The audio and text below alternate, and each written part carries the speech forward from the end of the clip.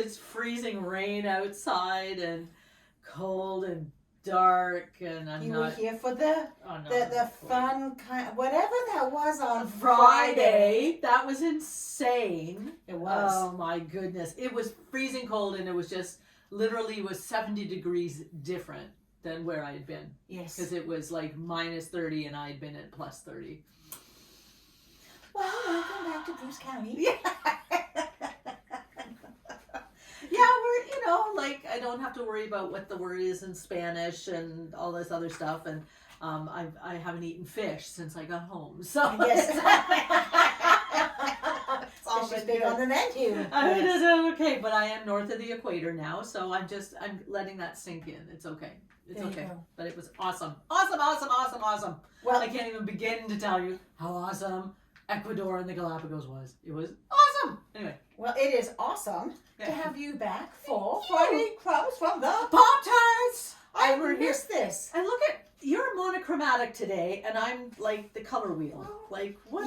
Yes, you I are. should- I love your scarf. Christine, thank you, Christine, made this for me. I love it. Isn't you it can do all pretty? sorts of things with it, and Yeah. it just matches everything. Well, it looks lovely. Thank you. And it so suits the color that you've come home with. I know, I've got a bit of a tan. Mhm. Even with 60 block on. Yeah. But it was good. It was awesome. It was restful. Well, No, it exhausting, wasn't. but Actually, it wasn't restful at all. We were hiking and kayaking and snorkeling and biking, and we were up at 7 in the morning having breakfast, and we were on a bus by 7:45, and then to our next activity or our next island, and I mean, boating with dolphins and swimming with hammerhead sharks, and the list just goes on. And walking along, and there's a marine iguana just going by. They look like dinosaurs, by the way. It's like, whatever. Like, yeah, it was amazing. so cool. It was amazing. But I had to come home for a rest because it was non-stop go. Like, Well, I would love the boating and the snorkeling and the biking, and I wouldn't mind the up early in the morning. yeah. That sort of stuff I love. But the 10-mile the hike to the hiking top, up, to, like no, if I have to go up the curb, that's hill training. I did my hill training today. I stepped up that curb. Okay, yeah. Well, I walked to the top of the volcano that had only erupted in 2018, to see the caldera and the lava flow, but I did not walk over the lava flow. I thought, you know what? We were at 10,000 feet, 12,000 feet elevation, and I just thought, my body's giving me a message that perhaps walking over the lava in 30-degree heat and wind probably isn't a wise thing to do. No. So Good I for you. heated, and Good I just for you. sat and watched wildlife, and it was awesome. It sounds wonderful. It was awesome. Well, and your conversations and the pictures you showed of that completely different kind of terrain in God's created world makes me really excited to be talking about Genesis today. I know. And we're going to be talking about one of God's creatures. Well, I guess three of them. Three. But being able to see something completely different than we live here is mind-blowing, isn't it? It just is. opens It up like, possibility thinking. Yeah, it's wild. All right. Well, we're going So- to focus ourselves in now because we're Yeah. going to be reading from Genesis 3, and we're going to beginning of the Bible. That's right. We're going to read verses 1 to 8. Yep. This is the first sin and its punishment. Annie and I thought we could have some fun with this. So, Annie, how do you want to read this? Like in English? My Spanish sucks. Do you want to go back and forth? One verse and then another verse? Sure. Okay. You be odd, I'll be even? Sure. Okay. Okay. Genesis 3, starting at verse 1. Now the serpent was more crafty than any other wild animal that the Lord God had made. He said to the woman, "Did God say, 'You shall not eat from any tree in the garden?'" The woman said to the serpent, "We may eat of the fruit of the trees in the garden." But God said, "You shall not eat of the fruit of the tree that is in the middle of the garden, nor shall you touch it, or you shall die." But the serpent said to the woman, "You will not die." For God knows that when you eat of it, your eyes will be opened, and you will be like God, knowing good and evil. So when the woman saw that the tree was good for food, and that it was a delight to the eyes, and that the tree was to be desired to make one wise, she took of its fruit and ate. And she also gave some to her husband, who was with her, and he ate.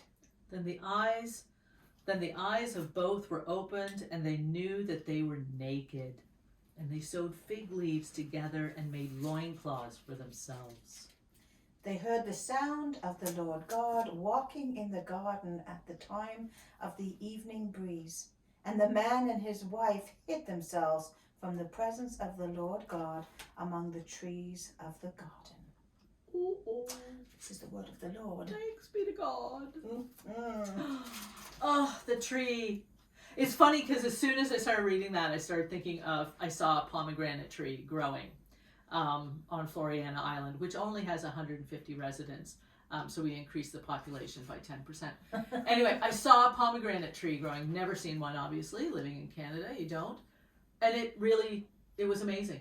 It looked just like an apple tree, but the pomegranates were so red and so luscious compared to this stark tree. Wow. So I could see how this would be like, ooh, I want to try that. Yeah. There's a tree on the Galapagos Islands that has poisonous apples on it.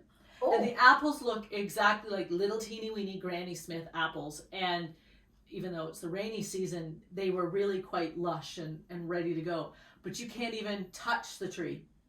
So common or local knowledge is a very important knowledge to have. So don't eat of that tree. Like, don't even touch the tree because the sap can cause blisters. But the land tortoises can eat the apples. Really? They love the apples. They think they're like candy. They seek out these trees and they headbutt them to get the trees to. Now, a land tortoise, when they headbutt, it's like, wow, boom. They don't move fast. And these apples look so good, but you can't even touch them because they're poisonous. Isn't that amazing? So it's interesting when the tree comes up, I'm going, okay, the tree of good, okay, was it a pomegranate? That's the discussion that theologians have had for years. Was it pomegranate? Was it apple? What was it?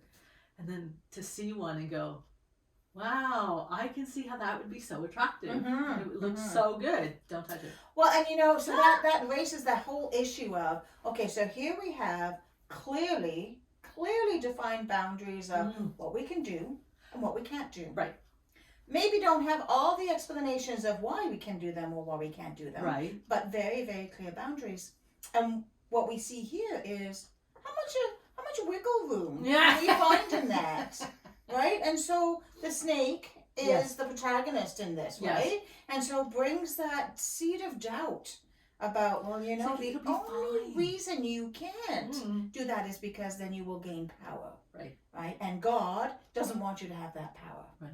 How often are we tempted by people who, or things, who want us to move outside of really clearly defined boundaries, to do something that we're really told explicitly not to.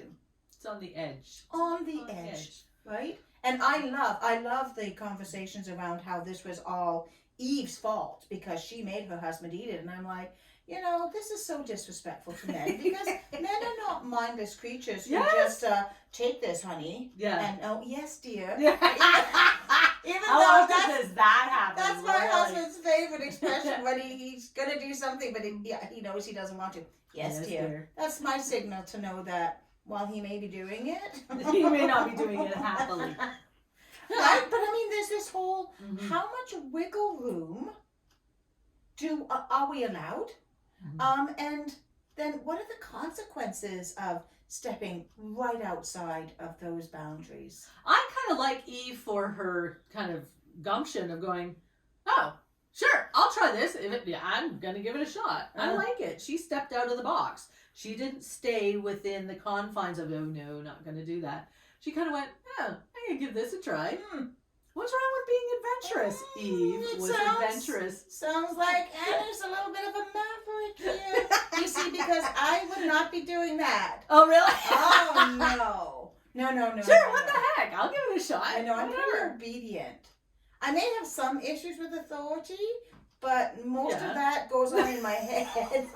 But if an opportunity is provided to yourself, like if I was told the one morning you're going to swim with blackfin and hammerhead sharks, I would have thought, okay. Maybe but I would do that if there was somebody who's saying, yeah, you can go and do that. Now, if the tour guide had said to me, we're going to be swimming over here on this side of the reef, right? And you are not to go over there. I might want to go over there. Now, my friend here, Annie, may just be going, okay, I'm going to go look. I would go over to that person of authority and say, can you explain to me why I can't go over there? Because I am so tempted. I just got to go peek. And he'll say to me, there's a man eating shark over there that's going to see your thick little thighs and say, yummy. And that will be enough to keep me this side of the reef. So I seek guidance. I seek wisdom from those who have it. But the snake offered wisdom and offered guidance to Eve. But was that snake truly the guidance? Like, why would they perceive the snake to have more knowledge than God who walked with them in the evening? Oh, you're splitting hairs. Because it's like the difference between the shark that wants to nibble on my thick thighs and the little fish that I'm happy swimming with this side of the reef. Do you see the consequences of them are very different? They are. I hope you're all getting the vision here. It just tells me that you are much more of a maverick than I am. Always have been. Oh yes. Yeah, why not? Like, give it a shot. Like, you know. And while this is something I said to the bishop when I was first ordained, because of course we take these vows of obedience. You took one as well. I did. And so, I remember saying to Bishop Terry, there's a Bishop Terry, I think it was Bishop Terry, so if I ever have an issue that really causes me a lot of tension, right, I promise you I'm not going behind your back. Right. I'm going to come to you, full out on your face, and lay it on the table and tell you this is what I'm going to do. And then, of course, if then I weigh the consequences, right? If this is something that really is against my conscience, then I have to look at, can I continue in this vein of thinking, in this line of work, whatever it may be. But I promise you, you will know ahead of time what I'm going to do. But did Eve have a stream of consciousness that we don't know about, that she thought, did she weigh it? I wonder. Did she weigh it or just go, okay, yummy? But I think it's how desirable temptation is. Okay. Right? The snake is not, as far as I'm concerned. Now, Kim, I know you like your little lake and your little snake at home, and you let it wrap itself around your neck while you're preparing, and the kids love it. But to me, the snake is not the most desirable of creatures. Oh. And so, taking wisdom from that. Okay. Right? Okay. But sorry, snake. Temptation. I know. But temptation can look very, very appealing. Okay. Right? And the snake itself may not have been appealing, but the idea of knowledge, that was the temptation. So I think what I hear from this is that when we are tempted to step outside of the box, to step outside of the garden, to step outside of the rules, to be looking at what is the promise of that temptation, what might be the consequences of pursuing that temptation or nibbling on it, and is there a way for us to then seek wisdom from those who truly do have our best interests at heart before we dive into that. And I think it's also, we read this and go, like, Eve, did you not ask any questions? I think we've become a questioning society where we ask so much of why this, what this, and I think that's where I go back to the pomegranates. Was it a pomegranate? We're not really sure, but we're questioning what. So we question. I don't think we go through anything blindly anymore. I think there was time when somebody told you to do something, you just did it. You're just obedient, you did it. Now there is always that piece that kind of like a little antenna that comes up and goes, but then look at the scams out there. Oh my goodness. So many of the scams, right? Now some of them are just because they put illicit fear in people. But other times it's because there's this incredible, shiny, new, really amazing opportunity that, I'm going to grab that before anybody else. So if it looks too good to be true, it probably is. Exactly. Except for us, because we are stunning. Absolutely. Especially the man-eating shops. Yeah. They were hammerheads. It's all fine. Oh, hammerheads are cool. But I think we question more now, and I think that's why scammers have figured out the algorithm to go after our part that we don't question. It's like, oh, family needs me. Yeah. You don't question that, right? Like, okay, you can phone me and tell me my grandson needs me. That's great. I've never had children, so I mean, fill your boots. But again, that's right. There's these knee-jerk reactions. Yes. Yeah. It's that part of the brain that's like fight or flight, right? Yeah. And so we are reacting faster than we can sort of think. So Eve wanted something more, but she never really. I always feel for Eve. She just said, you won't die. This is good to know.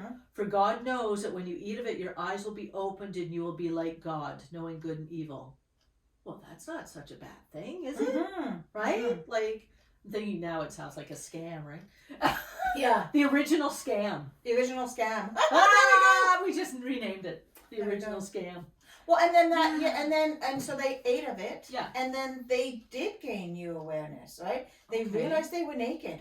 Right? But then with that, then came, well, now we're naked, but how did shame get attached to their nakedness? So I was gonna say, where is that? So that almost that light and shadow piece. Yeah. Whereas I think prior to that, Adam and Eve lived solely in the light. And with having taken the apple, now they have light and shadow. Right. So they're seeing the shadow piece. Right? Look at maybe that is the wisdom that God was keeping them fully in the light. Write an article about that. Ooh, yeah, my spare well time. Done. Yeah. Well done. It's amazing we go from shots to shadow. Well, they live in the shadows, right? They do. They do. There we go. We actually made it all connect today. I know. Well, we made up for last week when it was cold and dark and you didn't have a Pop-Tarts because it was a funeral. Yes, I think I just completely forgot. That's okay. So now we're sitting with my little tree. Isn't it gorgeous? And I see the little buds of the leaves coming out now. I love pussy willows when they get all hairy. They look like a little fluff bunny. They do. So I love pussy willows. And so having this in my office that's really cool. It's that touch of spring that I need to get us. Especially because it's freezing rain outside right now. Oh yeah, it was like slip and slide. Careful today. Yes. Or I don't know what it'll be doing Friday. It's supposed to be like 6 degrees or something. Whatever. Welcome to Bruce. But we're almost at spring. I know. I don't know what your gauge of when spring starts is, but I figure it's the pancake supper. We have gotten through the darkest 10 weeks of the year. Okay. I think that was last week or the week before. Okay. So every day we are gaining 2 minutes. 2 minutes? 2 minutes and a few seconds of light. All right. This just makes me so happy. It does. Because now we're just moving right into summer. And open-toed shoes. And open-toed shoes. Oh, get rid of these socks. My little toes need freedom. Oh, man. Well, on that crazy and irreverent note, we're going to end today's Friday Crumbs from the Pop-Tarts and wish you a blessed week. We're so looking forward to seeing you at worship, at community suppers, at pancake suppers, whatever. All of those things. Wherever we gather, we're looking forward to seeing you. Yep. And wonderful to have Annie back. Thank you. So until we see you again, take care and God bless. Bye. Bye-bye.